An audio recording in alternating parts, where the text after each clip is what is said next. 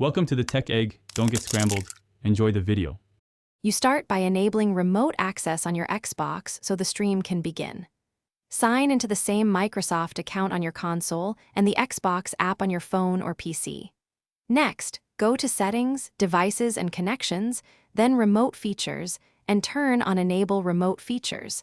Set power mode to Instant On so the console wakes remotely. Once done, verify your network.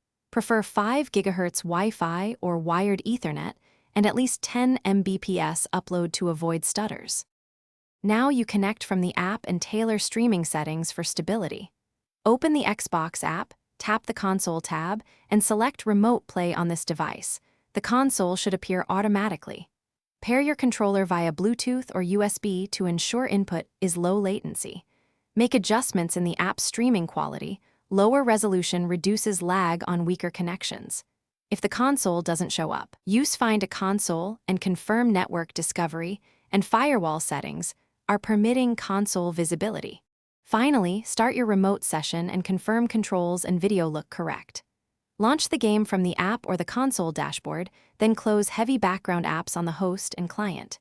If you notice input lag or frame drops, make sure to switch to a wired connection or reduce the streaming bitrate and resolution. That often fixes most issues.